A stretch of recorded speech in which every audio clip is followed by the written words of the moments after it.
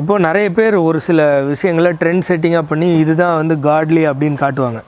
DGS Dinakaran அந்த பூர்வத்தை உயர்த்தி உயர்த்தி பேசுகிறது, சாதுபால் சாலமன், அப்புறம் மோகன் சிலாசரஸ் இந்த இது எப்படி மேலே ஏற்றி ஏற்றி ஜெபம் பண்ணுறது, இந்த மாதிரி நிறைய பண்ணுவாங்க.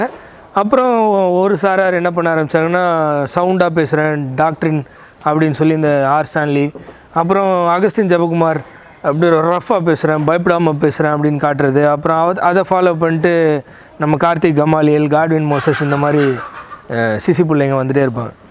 அந்த மாதிரி ஒரு ட்ரெண்டை செட் பண்ணணும்னு ரொம்ப காலமாக ட்ரை பண்ணுறவர் தான் சுரேஷ் ராமச்சந்திரன்.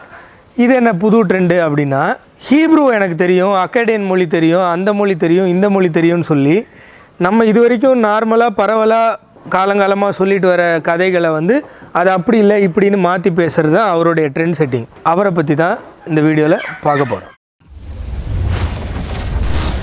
வேதத்திற்கு எதிரான கிறிஸ்தவர்களை வறுத்து எடுக்க போகிறோம், வாங்க.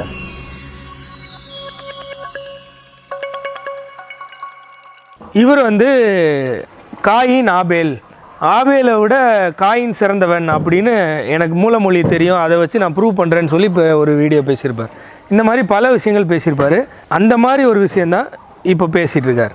என்ன அப்படின்னா, இவர் சொல்கிற கிட்டத்தட்ட ஓரளவுக்கு செகண்ட் ஹாஃப் கரெக்டாக இருக்கும். அந்த செகண்ட் ஹாஃபை நான் கட் பண்ணாமல் அப்படியே ஃபுல்லாக ப்ளே பண்ண போகிறேன். ஃபஸ்ட் ஹாஃப் மட்டும் அப்படியே அதை பண்ணி இதை பண்ணி ஏதோ கஷ்டப்பட்டு ப்ரூவ் பண்ணி, அதாவது இப்படி தொடுறத எனக்கு க்ரீக் ஹீப்ரூ எல்லாமே தெரியும்னு இப்படி தொடுவார். அதை தான் இப்போ பார்க்க போகிறோம். இந்த வீடியோ கிளிப்பிங்க பாருங்கள். அந்த எரியிற செடியிலிருந்து ஆண்டவர் மோசையோடு பேசினார் அல்லவா? ஆமாம், பேசினார். அந்த நேரத்தில் மோசைக்கு எபிரேய மொழி தெரியாது. அப்படியா? அப்போ அவருக்கு எபிரேய மொழி தெரியுமா தெரியாதான்லாம் ஆராய்ச்சி பண்ணி, சரி ஓகே தெரியாது. எகிப்திய மொழி பேசி 40 வருஷம் ஆகிறது. அப்படியா? சரி. ஞாபகம் இருக்கிறதா? மோசை வளர்ந்தது அரண்மனையில். ஆமாம், ஞாபகம் இருக்கு. எகிப்திய அரண்மனையில் அந்த கற்பினத்தவர்கள் எபிரேய மொழி படிப்பாங்களா? படிக்க மாட்டாங்களா? சரி. மோசே எபிரேயரா இருந்தாலும் எபிரேயர்களோடு இருக்கவில்லையே. இருக்கலையா? சரி ஓகே. அதனால அவருக்கு எபிரேய மொழியே தெரியாது. ஓ, இவ்வளோ தூரம் பேசுனது அவருக்கு எபிரேய மொழி தெரியாதுன்னு சொல்றதுக்கு. சரி. 30 வருஷம் எகிப்திய மொழி தான் தெரியும். வந்து மீதியானிலே மீதியானியர்களுடைய பாஷையை 40 வருஷம் பேசிவிட்டார். ஓ, இதுவரையா? மீதியானிய மொழியை 40 வருஷம் பேசியிருக்கார். அப்போ ஆண்டவர் மோசையோடு எரிகிற செடியிலிருந்து எந்த மொழியில பேசி இருக்க வேண்டும்? இந்த கேள்விக்காக தான் இவ்வளோ தூரம் சுத்திக்கிறீங்க. சரி, எந்த மொழியில பேசியிருக்க வேண்டும்? மீதியான் மொழியில. அம்மாவா இல்லையா? சரி, மீதியான் மொழியில தான் பேசியிருக்கணும். ஆனால் நான் சொல்கிறேன், ஆண்டவர் மோசேக்கு சொல்லி வேதத்தை எழுதினது மோசேன்னு நம்பப்படுது இல்லையா? ஆதி ஆகமத்திலிருந்து முதல் 5 ஆகமங்கள் எந்த மொழியில் எழுதினாரு? அவர் எந்த மொழியில் பேசினாரோ அந்த மொழியில் எழுதினாரா, இல்லை எபிரேய மொழியில் எழுதினாரா? எதுக்கு பாஸ்? சரி, அடுத்து என்னதான் சொல்ல வரீங்கன்னு பார்ப்போம். இப்போ கடைசியில் மோசே கேட்கிறார். கடைசியாக மோசே கேள்ತಾ ಇದ್ದಾರೆ, ஆண்டவரே உமது நாமம் என்ன? ஆமாம், உங்கள் பேர் என்னன்னு கேட்டார். ஆண்டவருக்கு நாமம் இல்லை. ஆண்டவருக்கு நாமம் இல்லையா? தப்பு தானே நீங்கள் சொல்கிறது. ஏனென்றால் ஆண்டவர் ஒருவர். ஆண்டவர் ஒருவர் தான், கரெக்டு தான். அதுக்கும் அவருக்கு நாமம் இல்லைன்றதுக்கும் என்ன சம்பந்தம்? இப்போ இந்த இடத்துல பாஸ்டர்மார் சில பேர் இருக்கிறபடினால் பாஸ்டர் வாங்கன்னு சொல்ல முடியாது. பாஸ்டர் தியோடோரா, பாஸ்டர் அவர் ಹೆಸರು ಹೇಳಿ, இல்ல பாஸ்டர் ஜேக்கப் தானே? பாஸ்கர் பாத்தீங்களா? மாறிடுச்சு. பாஸ்டர் பாஸ்கரன் அப்படியா அப்படின்னு ಆ ರೀತಿಯಾಗಿ பேர் சொல்லணும். இருக்கிறது ஒரு பாஸ்டர் என்றால் பாஸ்டர் வாங்கனா அவர் வந்துருவார். ஒரு சந்தர்ப்பங்கள், ஒரு சூழ்நிலையை வச்சு நீங்கள் அழகாக எளிய மக்களுக்கும் புரிகிற மாதிரி எக்ஸ்பிளைன் பண்ணுறீங்களோ? சரி. ஆண்டவர் ஒருவர், ஆகவே அவருக்கு பேர் இல்லை. அப்போ அந்த எல்லோஹிம், யாஹ்வே, இதெல்லாம் காரண பெயர்கள். எல்லோஹிம்லாம் காரண பேர், ஓகே. யாஹ்வே வந்து காரண பேரா? நீங்கள் வந்து ஹீப்ரூ ஸ்காலரா? அக்கடியன் மொழியை வந்து கரைச்சி குடித்தவரா? யாத்ராகமம் 6:2, மேலும் தேவன் மோசேயை நோக்கி, நான் யாவே, யெகோவான்னு தமிழில் இருக்குது. யாவே, யாஹ், ஹயா அப்படின்றதெல்லாம் ஒரே வேர்டு தான், டிஃப்ரெண்ட்டாக ப்ரொனவுன்ஸ் பண்ணுறாங்க. சரியா? அதை தான் YWHWன்னு எழுதுவாங்க. நம்ம ஜெஹோவான்றோம், அதாவது எகோவான் இருக்குது, இங்கிலீஷில் ஜெஹோவான் இருக்குது, YWHW ஆக்சுவலாக யாஹ் அப்படின்னு இருக்கணும். சரியா? 3வது வசனம், சர்வ வல்லமையுள்ள தேவன் என்னும் நாமத்தினால் நான் ஆபிரகாமுக்கும் ஈசாக்குக்கும் யாக்கோபுக்கும் தரிசனமானேன், ஆனாலும் யெகோவா என்னும் என் நாமத்தினால் நான் அவர்களுக்கு அறியப்படவில்லை. எப்படி? யெகோவா என்னும் கடவுளுடைய நாமத்தினால் நான் அவர்களுக்கு அறியப்படவில்லைன்னு கடவுளே சொல்கிறாருப்பா. நீங்கள் அவருக்கு நாமம் இல்லை, காரண பேர் தான்னு மற்ற இந்த எல்ரோயி எல்சடாயெல்லாம் சொல்லும் போது அப்படியே கூட யாவேவையும் சேர்த்து சொல்கிறீங்க. எங்கே போய் முட்டுறதுன்னு எனக்கு தெரில. மோசேக்கு எபிரேயன் தெரிலையா இல்லை உங்களுக்கு ஈப்ரு தெரிலையான்னு எனக்கு தெரில. பாஸ்டர்னு சொல்லுவாங்க. ಈಗ ಇವ್ರಿಗೆ ಪಾಸ್ಟರ್ ಎಂಬುದಾಗಿ அது ಹೇಳ್ತಾರೆ. என் பேர் இல்லை, என் பேர் சுரேஷ். மறுபடியும் உருட்டா. ஆனா என்னைய பாஸ்டர்னா ಆದ್ರೆ ಇವ್ರನ್ನ ಪಾಸ್ಟರ್ ಅಂತಾರೆ. அது காரண பெயர். ಅದು ಒಂದು ಕಾರಣವಾದಂತ ಹೆಸರು. ஒழுங்குதா? ಅರ್ಥ ಆಗ್ತಿದ್ಯಾ? அது போல ஆண்டவருக்கு நாமம் கிடையாது. மறுபடியும் யாத்ராகமம் 6:3 சர்வ வல்லமையுள்ள தேவன் என்னும் நாமத்தினால் நான் ஆபிரகாமுக்கும் ஈசாக்குக்கும் யாக்கோபுக்கும் தரிசனமானேன்.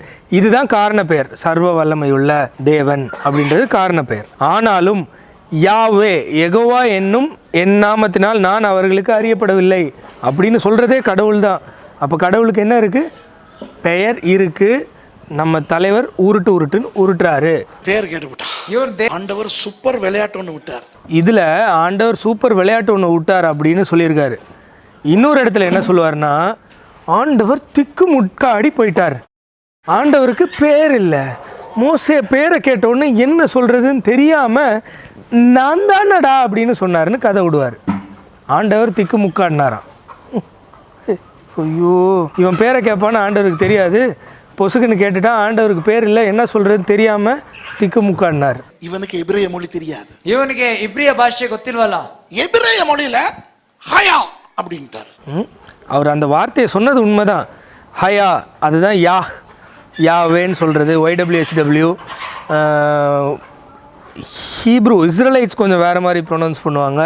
இங்கிலீஷில் ஜெவான் போட்டிருக்கு, தமிழில் யெகோவான்னு போட்டிருக்கு. உடனே நீங்கள் ஏதாவது ஆகுன்னீங்கன்னா ஜீசஸ்ன்ற பேர் இங்கிலீஷில் இருக்குது, தமிழில் ஏசுன்னு இருக்குது, க்ரீக்கில் ஈசூஸ்ன்னு இருக்குது. இந்த மாதிரி வருது இல்லையா? அந்த மாதிரி தான் YWHW யாஹ் இல்லை ஹயா யாஹ் அந்த இது அப்படி இப்படி இப்படி இப்படி எல்லா லாங்குவேஜ்லேயும் மாறி இருக்குன்னு சொல்லக்கூடாது, மருவி இருக்குன்னு சொல்லலாம். ஹயானா நான் தான், ஹயானா நான் தான் அப்படின்னு இருந்தாலும் ஹயானா கடவுளோட பேர், அவ்வளோதான்.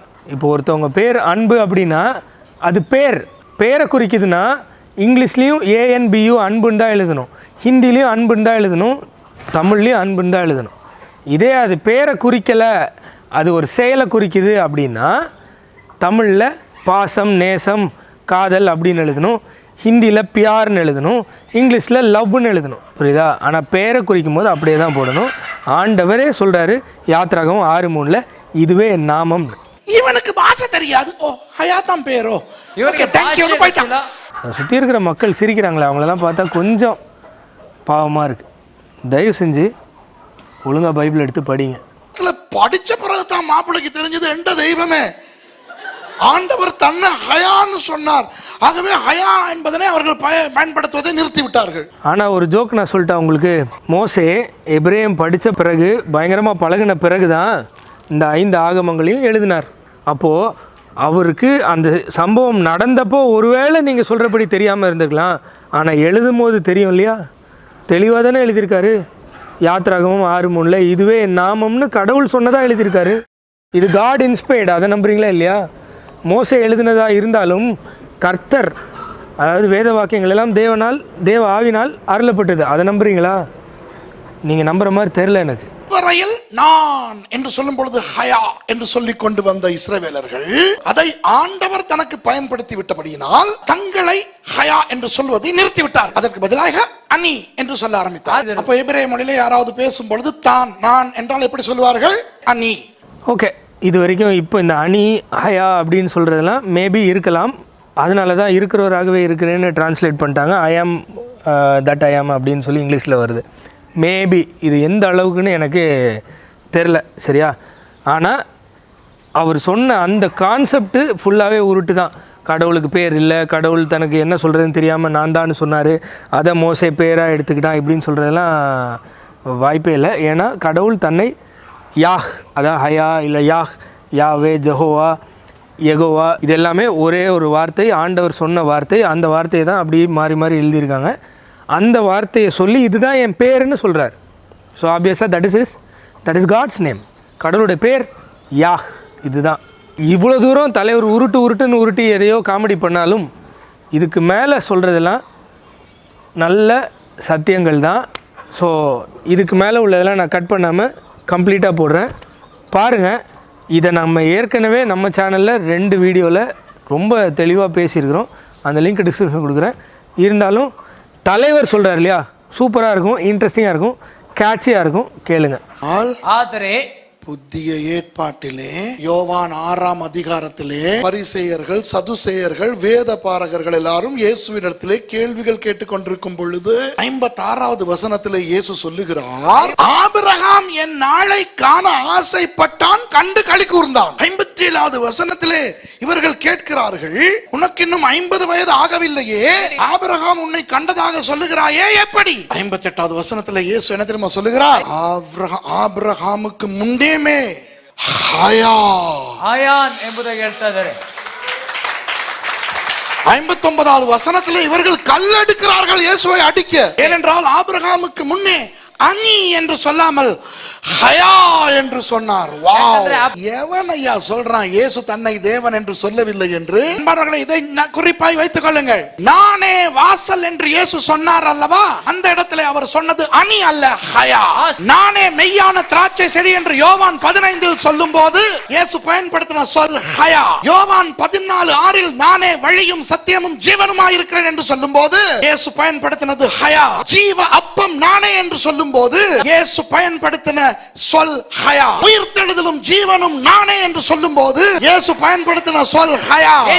நானே நல்ல மெய்ப்பன் என்று சொல்லும் போது இயேசு பயன்படுத்தின சொல் ஹயா. நானே உலகத்துக்கு ஒளியாய் இருக்கிறேன் என்று சொல்லும் போது இயேசு பயன்படுத்தின சொல் ஹயா. அந்த 7 சந்தர்ப்பங்களில் இயேசு தன்னை ஹயா என்று சொன்னார். அது போக யோவான் 8:58 நான் ஆபிரகாமுக்கு முன்னே இருக்கிறேன் ஹயா என்று சொன்னார். புரியுதா? இயேசு தன்னை தேவன் என்று சொல்லி இருக்கிறார். அன்று இருந்தவர்களுக்கு அது புரிந்தது, மொழிபெயர்ப்பை பார்க்கிறவனுக்கு புரியாது. மொழிபெயர்ப்பிலே நானே வாசல். அப்ப இயேசு என்ன சொன்னார்? அவர் வாசல். அப்ப நமக்கு அதுல முக்கியம் எது? வாசல். கேட்டவர்களுக்கு எது முக்கியம்? வாசல் இல்ல, அவர் ஹயா என்று சொன்னார். அப்போ நானே வாசல்னா என்ன அர்த்தம் தெரியுமா? பரலோகத்தின் ஹயா உனக்காக வாசலாய் வந்திருக்கிறேன். பரலோகத்தின் ஹயா உனக்காக அப்பமாய் வந்திருக்கு. பரலோகத்தின் ஹயா உனக்காக ஒளியாய் வந்திருக்கு. பரலோகத்தின் ஹயா நல்ல மேய்ப்பனாய் வந்திருக்கு. நம்ம அல்ல நல்ல மேய்ப்பன், வாசல், வழி, சத்தியம், ஜீவன், உயிர்த்தெழுதலும் ஜீவனும் நான், ஜீவாப்பம், இதுகளை தான் நம்ம புடிச்சுக்கிட்டு இருக்கிறோம். அதனால ஜாக்கீர் நாயக்கர் மாதிரி, அஹ்மத் டிடாட் மாதிரி ஆளுகள் எல்லாம் இயேசு தன்னை தேவன் என்று சொல்லவில்லை என்கிறாங்க. நம்ம ஆளு நிரூபிக்கிறதுக்கு ட்ரை பண்றான் இயேசு தன்னை தேவன் இப்படி சொல்லிருப்பாரோ அப்படி சொல்லிருப்பாரோ. எபிரேய மொழி தெரிஞ்ச நமக்கெல்லாம் தெரியும், அவர் அப்பட்டமா பச்சையா தான் தேவன்னே சொல்லி இருக்கிறார்.